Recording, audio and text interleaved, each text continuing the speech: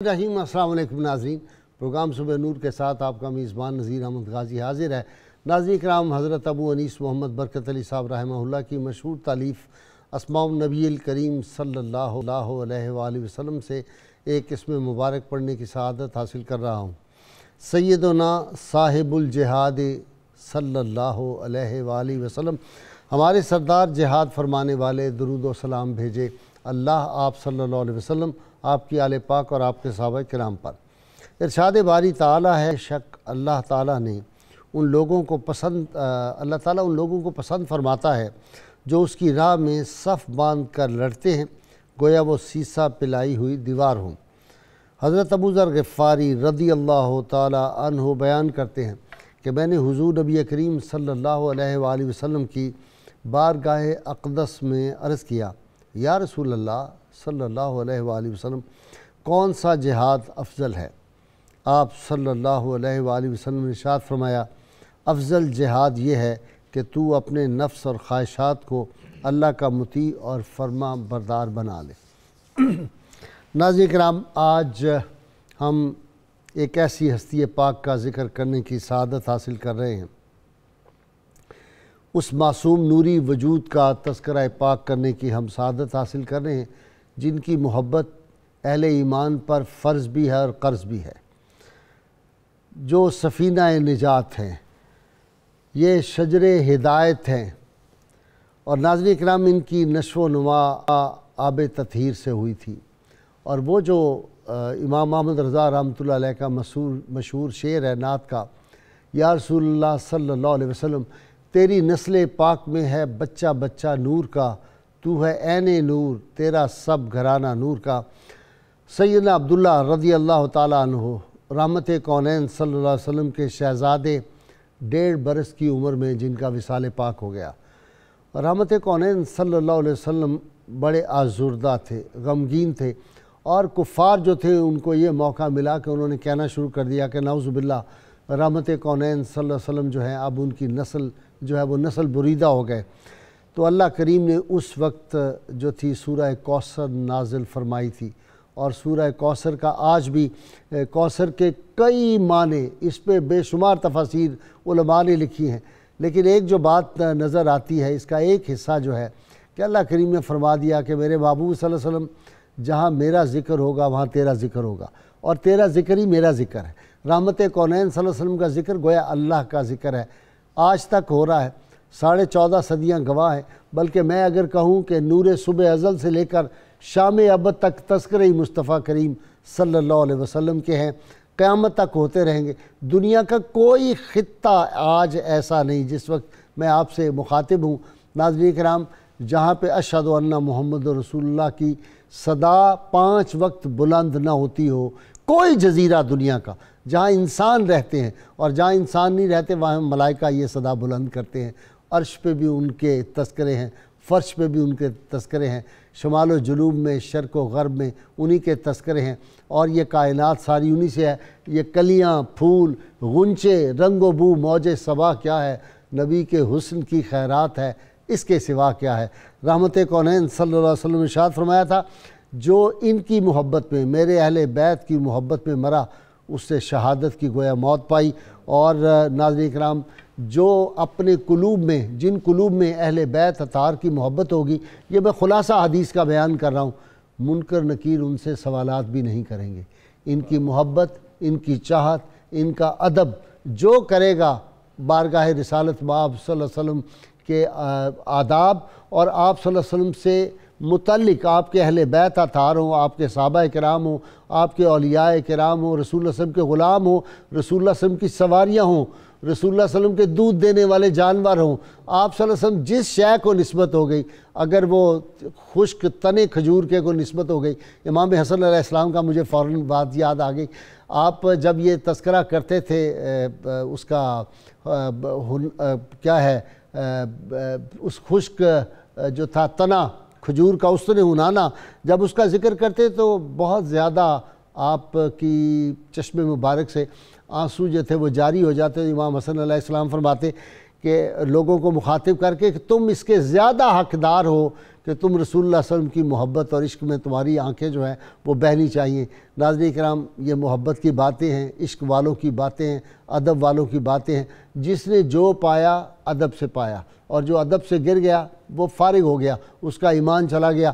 اس لیے جب ہم رحمت کونین صلی اللہ علیہ وسلم کے تذکارے پاک کریں تو ہمیں یہ خیال ہونا چاہیے، آپ کا ذکر پاک جب آئے تو درود پاک پڑھیں، اور ادب کے سلیقے اور قرینے جتنے ممکن ہو سکتے ہیں انسانی حتا اختیار میں وہ سارے استعمال کرنے چاہیے، وہ الفاظ استعمال کرنے چاہیے، چونکہ وہ بات ہمیں کبھی نہیں بھولنی چاہیے۔ صحابہ کرام کو یہ ارشاد ہوتا ہے، یا ایھا الذین آمنوا لا تقولوا رائنا وقولوا انظرنا، تم رائنا نہ کہو، چونکہ اس کو جو منافق ہیں وہ بگاڑ کے کہتے ہیں لفظ کو۔ اللہ کو پتہ تھا صحابہ کی نیت کا بھی، ان کے قلوب کیا ہیں، وہ کس لیے کہتے ہیں، اس کے باوجود کہا وہ لفظ ہی نہ کہو۔ ناظرین کرام، سیدنا عبداللہ، آپ صلی اللہ علیہ وسلم کے 3 صاحبزادے، حضرت قاسم، سیدنا عبداللہ، سیدنا ابراہیم، اور ان میں سے آج اس شہزادے کا تذکرہ جب رحمت کونین صلی اللہ علیہ وسلم نے اظہار نبوت فرمایا تھا، آج ان کے حوالے سے ہم اپنے صرف لکھوانا چاہتے ہیں ان کے غلاموں میں، یہی ہمارا مقصد ہوتا ہے جب ہم ذکر کرتے ہیں۔ میں ابتدا کر رہا ہوں اپنے مہمانوں سے، پروفیسر محمد سعید احمد خان صاحب، ان کے ساتھ علامہ بدرالزمان قادری اور پروفیسر ناصر محمود، تینوں سے آپ واقع، آخر میں صوفی نعت خان حافظ محمد بابر سے ہم منقبت بارگاہ شہزادہ کونین صلی اللہ علیہ وسلم کے بارے میں ان کی شان میں سنیں گے۔ ابتدا کر رہا ہوں، جی خان صاحب۔ بسم اللہ الرحمن الرحیم۔ صحابہ رضی اللہ عنہم سے بڑھ کر قرآن حکیم کی معرفت کسے حاصل ہوگی؟ جب ہم دیکھتے ہیں کہ سیدنا حضرت حسان بن ثابت رضی اللہ تعالی عنہ، جن کے لیے اللہ کے محبوب علیہ السلام خود منبر بچھائیں اور فرمائیں کہ اللہم ایدہ بروح القدس، وہ آپ کی اس بات کو میں تائید دے رہا ہوں حضرت حسان بن ثابت رضی اللہ عنہ کی بات سے، کہ فرماتے ہیں الصبح بدا من طلعتہ، واہ واہ، کیا یاد کرایا آپ نے، واللیل دجا من وفرتہ، واہ واہ۔ تو جن سے پتھر کلام کریں، جن سے لکڑیاں درخت بولیں، ان سے نسبت انسان کی کتنا اللہ تعالیٰ کا ہم پر کرم ہے کہ اس نے ہمیں بن مانگے آپ کا امتی بنایا ہے۔ واہ واہ۔ حضور نبی اکرم رحمت عالم صلی اللہ تعالیٰ علیہ وسلم جامع کمالات ہیں۔ وَلِكُلِّ نَبِيٍّ فِي الْأَنَامِ فَضِيلَةٌ وَجُمْلَتُهَا مَجْمُوعَةٌ لِمُحَمَّدِ۔ سبحان اللہ۔ اللہ تعالیٰ نے اپنے محبوب کریم صلی اللہ علیہ وسلم کے صاحبزادوں کو دنیا میں نہیں رکھا، اس میں سب سے بڑی حکمت یہ تھی کہ قیامت تک زمین و آسمان کے صفحے پر لکھ دیا جائے کہ آپ خاتم النبیین ہیں۔ واہ۔ اِنَّا آتَيْنَاكَ الْكَوْثَرَ کہہ کر اللہ رب العزت نے ابتر کہنے والوں کو تو اینٹ کا جواب پتھر سے دے دیا، لیکن اس کلمے کی بدولت ہم دیکھتے ہیں کہ وہ لوگ جو نبی اکرم رحمت عالم صلی اللہ تعالیٰ علیہ وسلم کے بارے میں یہ کہیں کہ جی آپ کی اولاد نرینہ نہیں رہی، آج اللہ تعالیٰ نے آپ کی ازواج مطہرات کو ہماری مائیں قرار دے کر امت کو آپ کی اولاد قرار دے دیا ہے۔ حضور نبی اکرم رحمت عالم صلی اللہ تعالیٰ علیہ وسلم کے صاحبزادے اگر دنیا میں حیات رہتے تو وہ نبی ہوتے یا نہ ہوتے، یعنی امتی ہو کر جو قرآن و سنت کا اس نقطہ نظر سے مطالعہ کرے کہ مجھے کوئی ایسی بات مل سکے کہ میں یہ کہہ سکوں کہ میرے نبی میں یہ کمال نہیں تھا، تو اس کی اور فلاں نبی اس معاملے میں افضل تھے حضور سے، جی ہاں، اس کے امتی ہونے پر تف ہونے کے علاوہ ہم اور کوئی کلمہ نہیں بول سکتے۔ حضور سید عالم صلی اللہ علیہ وسلم کے صاحبزادے اگر باقی رہتے، وہ نبی ہوتے یا نہ ہوتے، اگر وہ نبی ہوتے تو آپ خاتم النبیین قرار نہیں پاتے، واہ واہ، اور اگر نبی نہ ہوتے تو لوگوں کو کہنے کا موقع ملتا کہ ابراہیم علیہ السلام کی اولاد نبی، یعقوب علیہ السلام کی اولاد نبی، داؤد علیہ السلام کی اولاد نبی سلام اللہ علیہم اجمعین، آپ کی اولاد نبی نہیں ہے۔ تو یہ حکمتیں ہیں۔ ما کان محمد ابا احد من رجالکم ولکن رسول اللہ وخاتم النبیین۔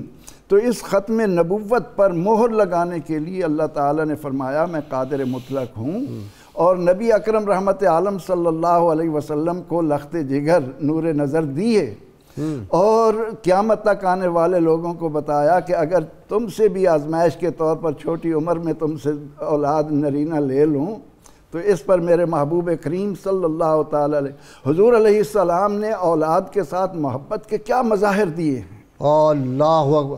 ایک صحابی فرماتے ہیں کہ میں نے اپنی زندگی میں اولاد سے محبت کرنے والا رسول اللہ صلی اللہ علیہ وسلم سے بڑھ کے کوئی نہیں دیکھا۔ جی آپ کی طرف آتا ہوں۔ جی بسم اللہ الرحمن الرحیم۔ قادری صاحب،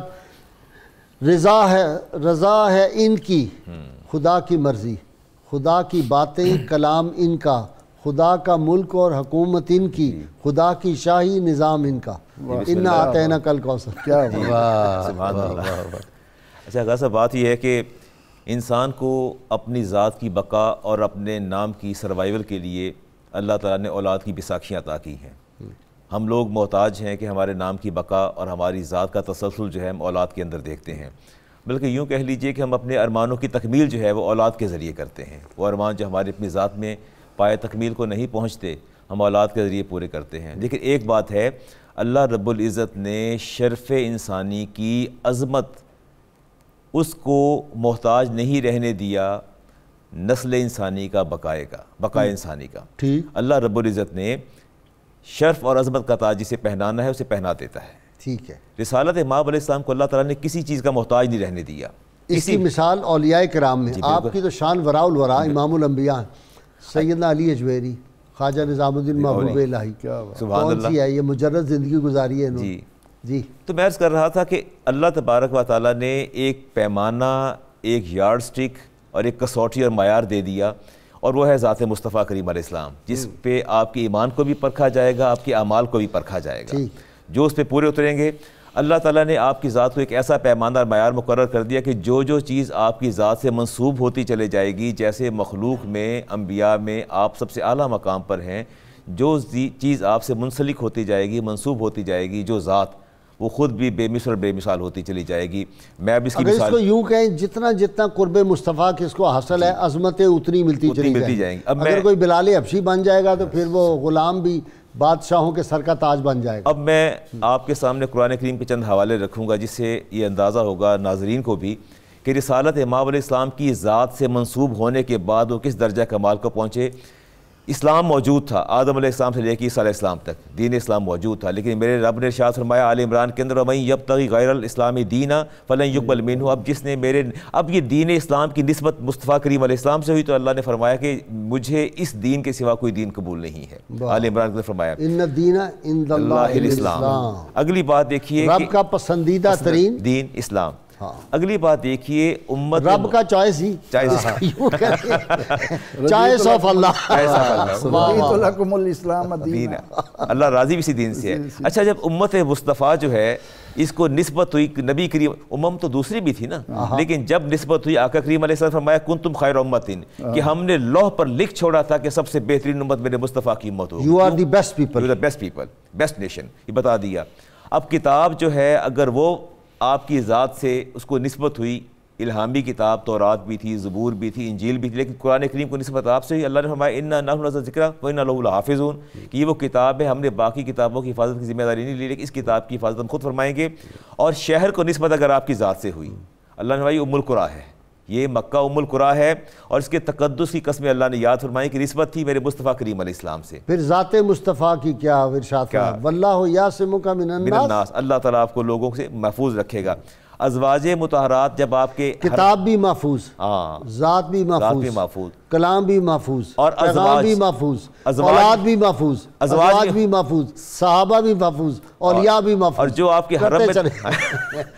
کے حرم میں داخل ہوئے، یا نساء النبی لستن کاحد من النساء، اے میرے نبی کی بیویوں، جب سے تم میرے نبی کے حرم میں آئی ہو نا، کائنات میں تمہاری مثل کی اور عورت نہیں ہو سکتی، تو اس کو بھی مثل قرار دے دیا۔ معجزات تمام انبیاء، ان معجزات کی نوازش ایک اللہ تعالیٰ کی طرف سے انعام ہے، تمام کو معجزات عطا ہوئے، لیکن جب میرے نبی کو معجزہ عطا ہوا تو اس کی رفت کا کوئی تصور بھی نہیں کر سکتا۔ معراج کا معجزہ جو ہے، اولاد عطا فرمائی تو ایسی اولاد کی ان کے اوپر ہدایت تطہیر سے ان کو ڈھانپ دیا، اور فرما دیا کہ یہ مطہر ہیں، یہ پاک بھی ہیں اور پاک کرنے والے بھی ہیں، طاہر بھی ہیں، یہ مطہر بھی ہیں۔ آب تطہیر سے جس میں پودے جنے، جی بالکل، ریاض نجابت پہ لاکھوں سلام، اور مصطفیٰ جان رحمت پہ لاکھوں سلام، شمع بزم ہدایت پہ لاکھوں سلام۔ بسم اللہ الرحمن الرحیم۔ غازی صاحب قبلہ، یہ ان کی رگوں میں، اب میں تو اس طرح سوچتا ہوں نا، سیدنا عبداللہ 1.5 برس کی عمر میں سبحان اللہ اللہ تعالیٰ کی طرف اللہ نے واپس بلا لیا ان کو، اور جنت میں وہ حوریں ان کو دودھ پلا رہی ہیں اور جنت میں ہیں وہ. لیکن اس کا دوسرا پہلو کہ ان کی رگوں میں وہ نور مصطفیٰ صلی اللہ علیہ وسلم تھا. واہ واہ، یہ نوری وجود. کیا بات ہے، کیا بات، کیا بات. غازی صاحب قبلہ بہت خوبصورت بات آپ نے کی، اور یہ جو ذکر چل رہا ہے حضور سرورد عالم صلی اللہ علیہ وآلہ وسلم کی نسبت پاک کا، کہ جس نے آپ کو دیکھ لیا فقط محبت کے ساتھ، ایمان کے ساتھ، ایک نظر دیکھ لیا، اس کو مقام وہ ملا کہ کوئی لاکھ کوششیں کرے وہ مقام نہیں پا سکتا. جی ایس دارا کی آپ کی بات کی قطع کلامی ہوتی ہے، مجھے بڑا افسوس ہے، مجھے کرنی پڑتی، لیکن زیادتی ہو جائے گی. جی ایس دارا نے جو کتاب لکھی نا سیرت رسول عربی، بیرسٹر تھے، لاہور میں پریکٹس کرتے، انگریزی میں بھی لکھی، اردو میں بھی لکھی.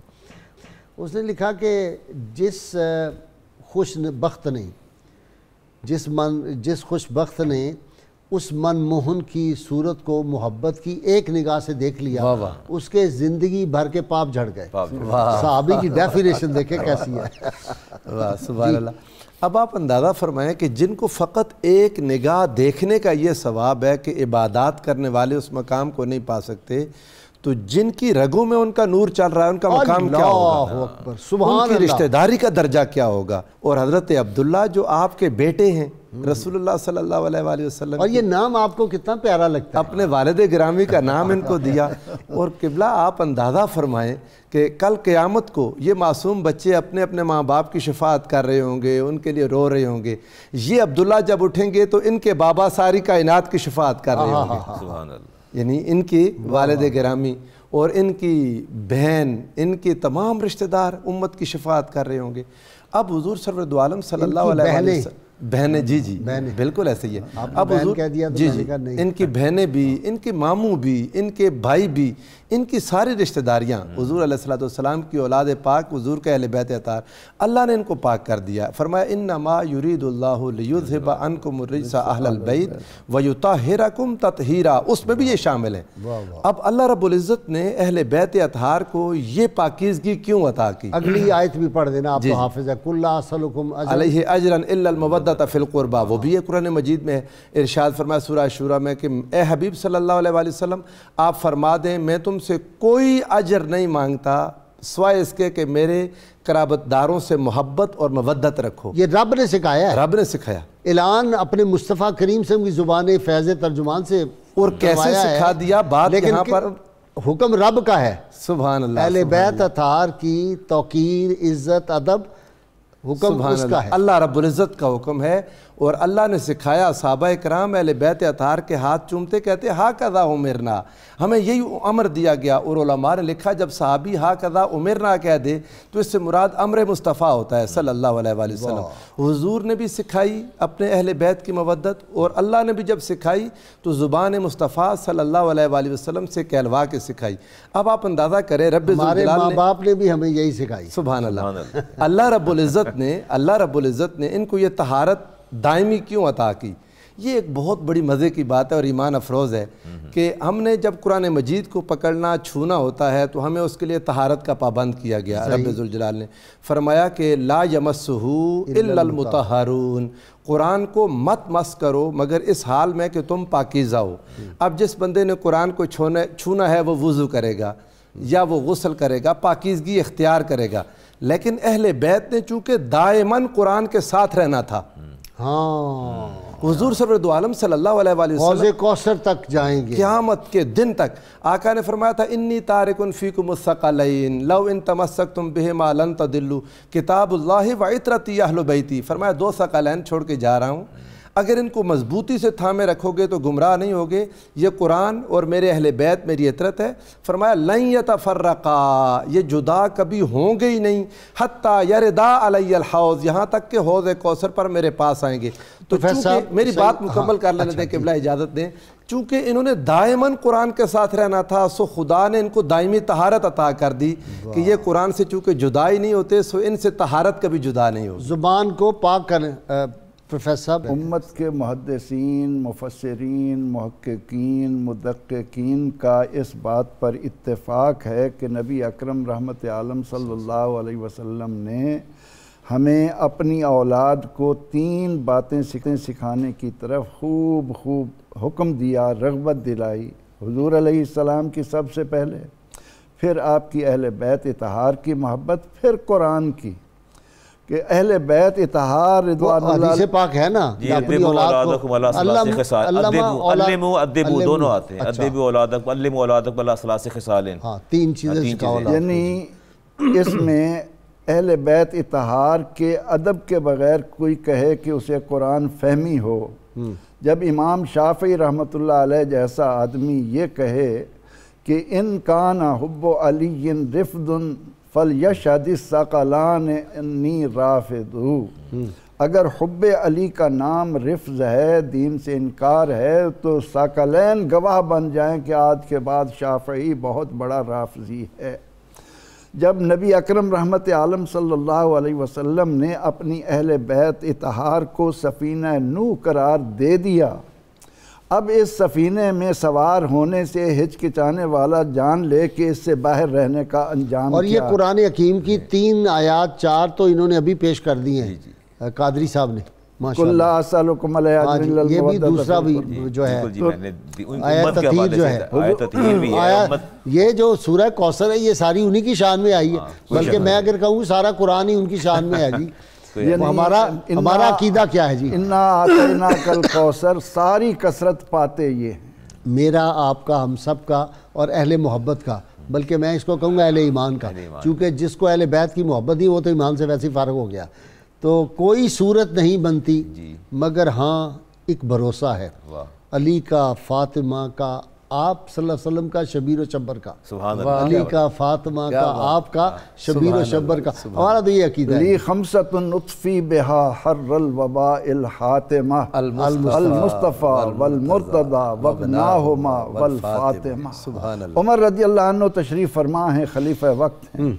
ایک شخص آتا ہے کہ مجھے اس کے بارے میں فتویٰ دیں، آپ کے پاس علی مرتضیٰ کرم اللہ وجہہ موجود ہیں، آپ فرماتے ہیں کہ ان سے پوچھو، ان سے فتویٰ لو، یہ ہمارے عالم ہیں۔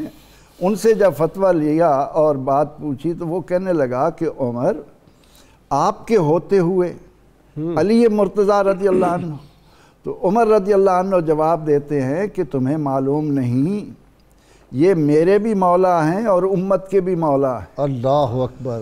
عمر رضی اللہ عنہ سے کوئی پوچھے کہ وہ اس نسبت کو کتنی اہمیت دیتے تھے، یہ تو دعا آپ نے مانگی کہ اے اللہ مجھے مدینہ منورہ میں شہادت کی موت عطا کر، لیکن جب آپ کا بالکل قریبی وقت آ گیا تو آپ نے اپنے بیٹے سے جب یہ کہا کہ جاؤ ام المومنین سے اب دوبارہ اجازت لو، جب اجازت مل گئی اور انہوں نے آ کر آپ کو بتایا، تو اس موقع پر امام بخاری رحمۃ اللہ علیہ لکھتے ہیں کہ فاروق اعظم رضی اللہ عنہ فرماتے ہیں کہ عمر آج اپنی مراد کو پا گیا۔ سبحان اللہ۔ ناظرین کرام، سیدنا عمر رضی اللہ تعالیٰ عنہ فرماتے ہیں کہ عمر اپنی مراد کو پا گیا، بس اس پہ درود شریف پڑھنے کا وقت ہو گیا ہے۔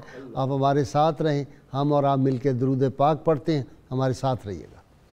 Welcome back. ناظرین کرام، مجھے نہیں معلوم کچھ دنوں سے جو ہی صبح سحری کے وقت یہ مجھ پہ شعر کس طرح طاری ہوتا ہے، اس کی وجہ تو میں نہیں بیان کر سکتا، بس یہ پڑھتا رہتا ہوں کہ یا رسول اللہ صلی اللہ علیہ وسلم، میرا تو اس جہان میں کوئی نہیں تیرے سوا، عرض تیرے، سما تیرے، بندے تیرے، خدا تیرا۔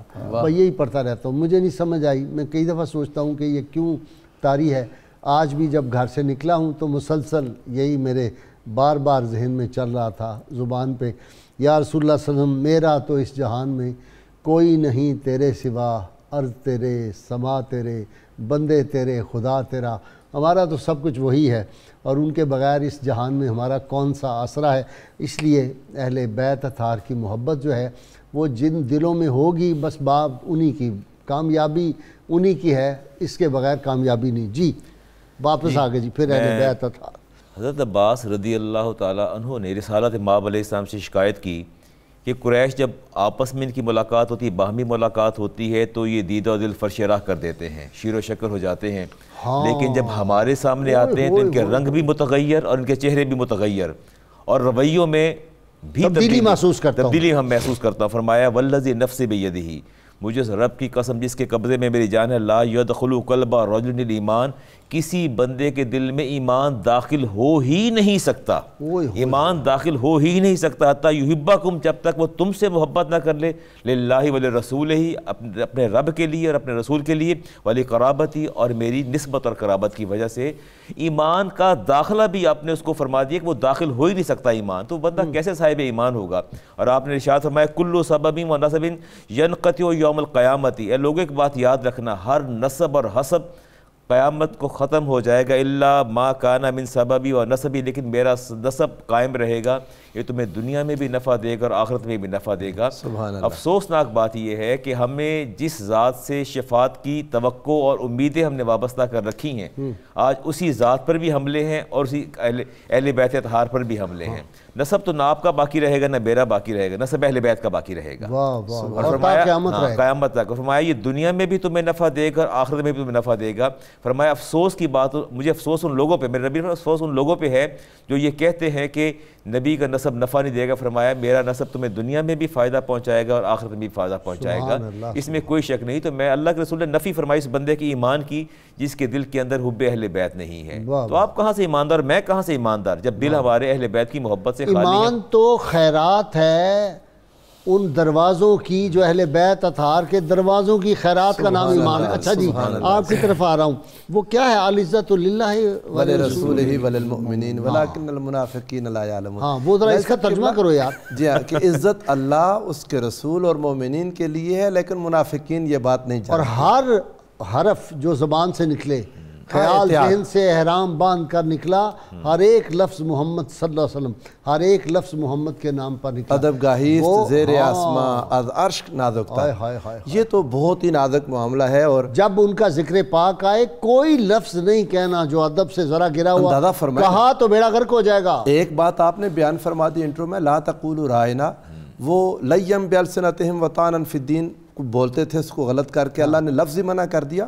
ایک اور لا ترفعوا، میں یہ کہتا ہوں کہ اس میں صحابہ کی نیت کا اللہ کو تو پتا تھا نا۔ آپ اندازہ فرمائیں، ایک اور جگہ لا ترفعوا اصواتکم فوق صوت النبی، اپنی آوازوں کو میرے نبی کی آواز پر بلند نہ کرو۔ یہ ساؤنڈ پیچ تو نیچرل ہوتی ہے، ایک آپ کی ہے ایک میری آواز بلند بھی ہو سکتی ہے کسی، لیکن اللہ رب العزت نے فرمایا یہ نیچرل ہونے کے باوجود میرے نبی کی آواز سے کسی کی آواز اونچی نہ ہو، کہ ان تحبط اعمالکم وانتم لا تشعرون، یہ بہت نازک مقام ہے۔ ڈاکٹر محمد حمید اللہ سے جب میں ملا نا، جا کے پیرس میں گیا تھا لیکچر دینے میں، تو ان سے میں نے کہا آپ بہت دھیمے بہت بولتے ہیں، قدرتاً بھی ان کی آواز، تو انہوں نے کہا جب سے میں نے یہ بچپن میں آیت پڑھ لی تھی نا، یا ایھا الذین آمنوا لا ترفعوا اصواتکم فوق صوت النبی، رسول اللہ صلی اللہ علیہ وسلم حیات ہیں، اور میں اس لیے اپنی آواز کو اب معلوم نہیں کہ آپ کی آواز کی بلندی کیا ہے، تو کیا ادب ہے جی، کیا ادب ہے۔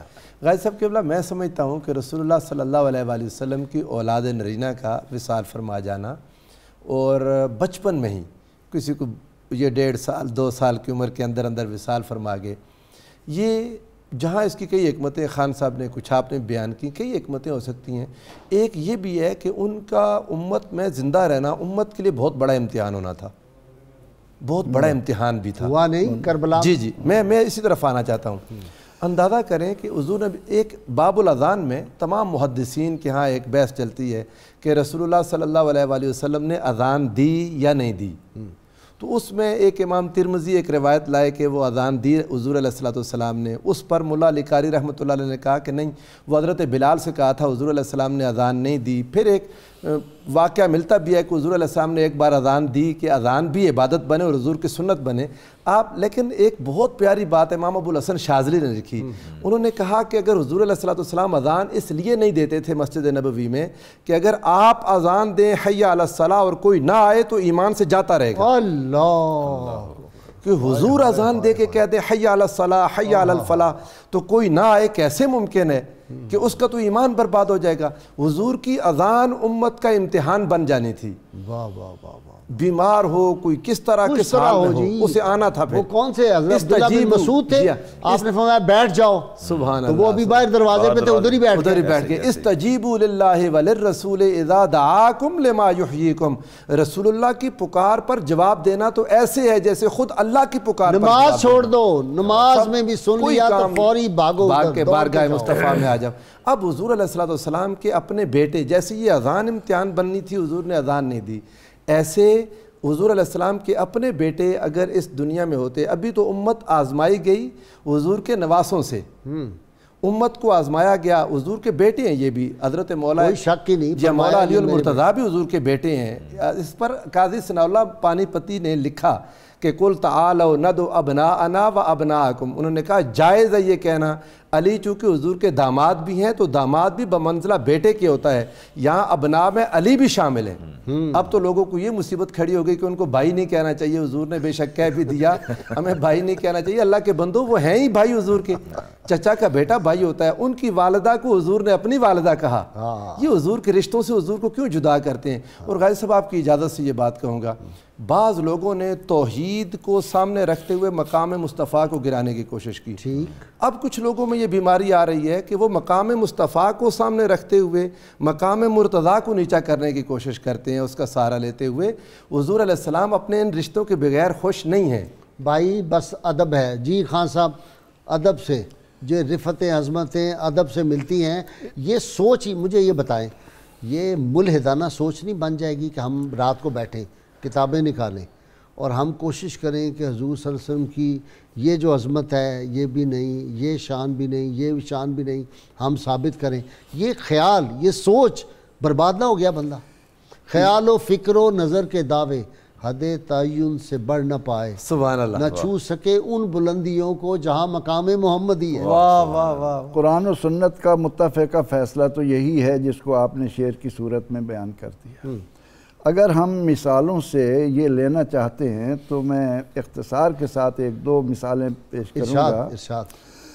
کہ سیدنا حضرت زید بن ثابت رضی اللہ تعالی عنہ, جن کو صدیق اکبر رضی اللہ عنہ نے قرآن کمیٹی کا چیئرمین بنایا, ان کی والدہ کا انتقال ہوا.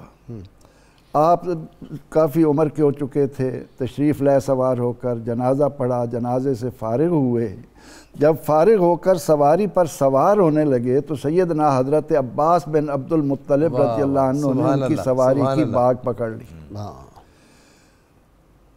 زید بن ثابت رضی اللہ عنہ کی آنکھوں میں آنسو آ گئے کہ حضور آپ اور یہ مرتبہ. تو حضرت عباس رضی اللہ عنہ فرماتے ہیں کہ ہاکذا امرنا ان نفعل بالعلماء, کہ ہمیں یہ حکم دیا گیا ہے کہ ہم علماء کے ساتھ یہ طریقہ اختیار کریں. فوراً ہی حضرت زید بن ثابت رضی اللہ عنہ نے حضرت عباس رضی اللہ عنہ کا ہاتھ پکڑا اور انہیں بوسہ دے کر چوم کر فرمانے لگے کہ ہمیں یہ حکم دیا گیا ہے کہ ہم اہل بیت کے ساتھ یہ سلوک کریں. یہ تو حضرت زید بن ثابت کی ایک مثال میں نے تھی. اسی ضمن میں ابن حجر مکی نے سوائق محرقہ میں حضرت امام علی رضا جو بیٹے ہیں موسیٰ کاظم رضی اللہ عنہ کے, وہ جب نیشا پور پہنچتے ہیں تو وہاں کے قاضی ابو زرع اور اسلمی اور دیگر بڑے بڑے محدثین آتے ہیں اور اجتماع ہو جاتا ہے ہزاروں کا, جس میں 20,000 آدمی تو دوات قلم لے کر ان کی حدیث پاک کو نوٹ کرنے والے ہیں. سبحان اللہ. وہ ان سے گزارش کرتے ہیں کہ حضور ہم آئے ہیں, پہلے تو یہ ہے کہ ہمیں اپنی زیارت کروائیں. پردہ ڈالا ہوا تھا. ہاں جی, انہوں نے پردہ کیا. انہوں نے جب پردہ ہٹایا تو جو کیفیت ہوئی لوگوں کی, بے ہوش ہو گئے لوگ. جی ہاں, ان کے سواری کے سم چومنے لگے. اللہ. ان کے ہاتھ تو پاؤں تو کجا, ان کی سواری کے سم صاحب یہ مسلمان جو ہیں کہ یہ نیشا پور میں حضرت امام علی رضا کی موجودگی میں, آخر یہ کیا ہے؟ ان ائمہ اہل بیت کے ساتھ علماء امت نے محبت کر کے ہمیں قیامت تک آنے والوں کو درس دیا ہے۔ حضرت عبداللہ بن عمر رضی اللہ عنہما کے بارے میں ہم یہ کہتے تھکتے نہیں کہ اگر کسی نے سنت سیکھنی ہو، اگر کسی نے حدیث کے معاملے میں صحیح منزل پانی ہو تو وہ عبداللہ بن عمر کو پڑھو۔ عبداللہ بن عمر سے جب ہم ادب رسول صلی اللہ علیہ وسلم اور آپ سے نسبت رکھنے والی چیزیں دیکھتے ہیں تو وہ جب مسجد میں آتے ہیں ممبر مبارک پر ہاتھ پھیر کر اپنے بدن پر ہاتھ مل رہے ہیں۔ ہمارے صحابہ رضی اللہ عنہم نے، تابعین نے، تبع تابعین نے، اہل بیت اطہار رضوان اللہ علیہم اجمعین کے ساتھ جو محبت کے انداز دیے، اس کو اگر اس خطے میں بیدار کیا تو اعلیٰ حضرت علیہ رحمہ نے۔ اور اقبال کہتا ہے دار مش پوشید آز چشم جہاں، آج سمے شب دیز تو دارد نشاں۔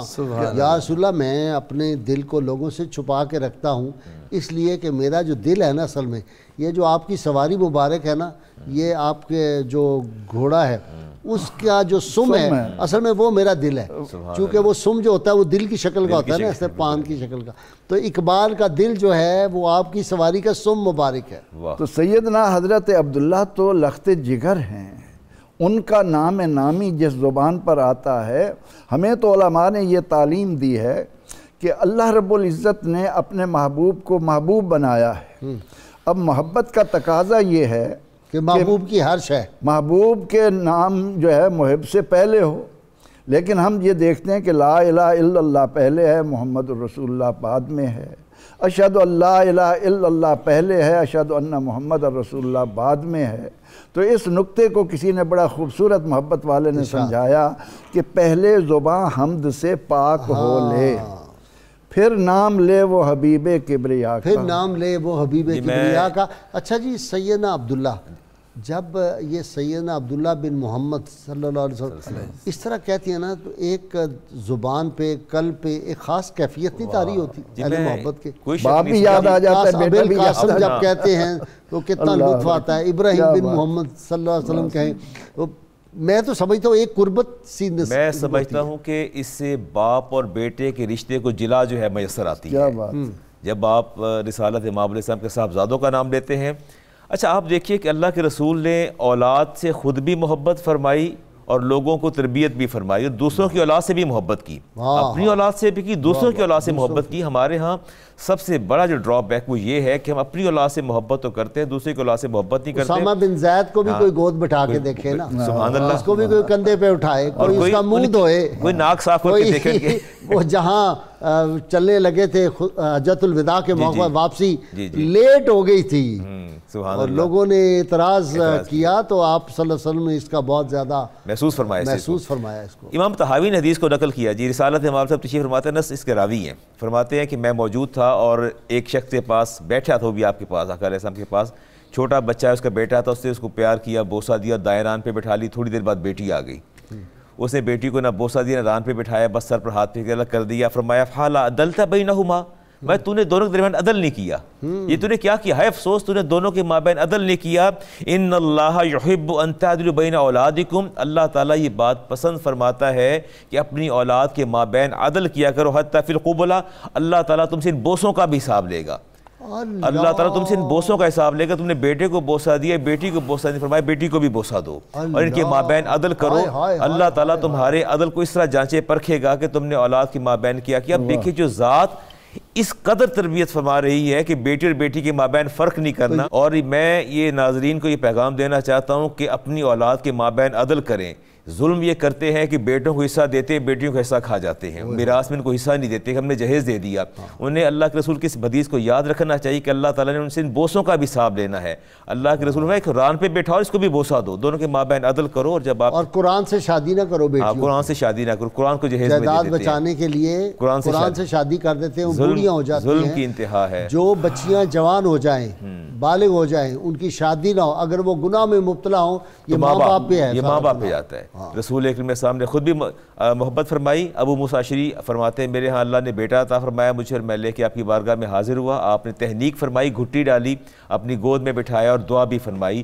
مدینہ میں جن کے ہاں بچے پیدا ہوتے ہیں وہ آپ کے پاس حاضر ہو جاتے ہیں, آپ انہیں گود میں اٹھاتے, آتا ہے کہ حدیث پاک میں آتا ہے کہ بچے نے جو ہے پیشاب بھی کر دیا آپ کی گود میں, لیکن آپ نے پھر بھی محسوس نہیں فرمایا, ایک لفظ نہیں فرمایا, بلکہ اس کو دھو ڈالا. وہ قیس بن ثابت رضی اللہ تعالیٰ عنہ, وہ 8 بیٹیاں جو زندہ درگور کی تھی, وہ ہے نا واقعہ آپ کے جی وہ تو بڑا دردناک ہے, میں نہیں بیان کر سکتا. وہ اللہ کے رسول صلی اللہ علیہ وسلم روتے ہوئے سنا اس واقعہ کو, مسلسل سنتے رہے اور روتے رہے. حضور علیہ السلام کو اتنا درد ہوا. سیدنا عبداللہ کی وفات پہ بھی آپ بہت غمگین تھے, اور حضرت عبداللہ کی وفات پر اپنے معبود دیکھیں کو غمگین ہونا جو ہے یہ رب کی. لیکن جب سورہ کوثر نازل ہوئی نا, میں سمجھتا دیکھیں کتنی بڑی نعمت تھی حضرت عبداللہ بھی, تو بدلے میں اللہ نے جو صورت عطا فرمائی نا, انا اعطیناک الکوثر. اب کوثر فعل کے وزن پر یعنی ایک آپ جوہر, ایک انتہا ہے. اے حبیب صلی اللہ علیہ وآلہ وسلم, ہم نے کثرتوں کی انتہائیں آپ کو عطا کر دی, سب کچھ عطا کر آپ دیا. کو یہ جو لوگ بات کرتے ہیں نا کہ آپ کا بیٹا نہیں رہا, تو ہم نے آپ کو ہر شے کثرت سے عطا کر دی.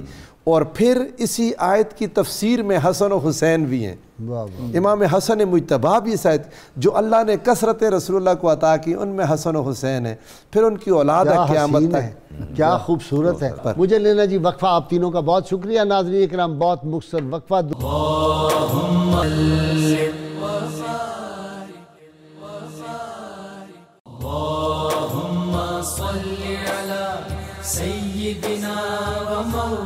Welcome back. ناظرین اکرام, حافظ بابر صاحب سے منقبت ہم نے سنی تھی.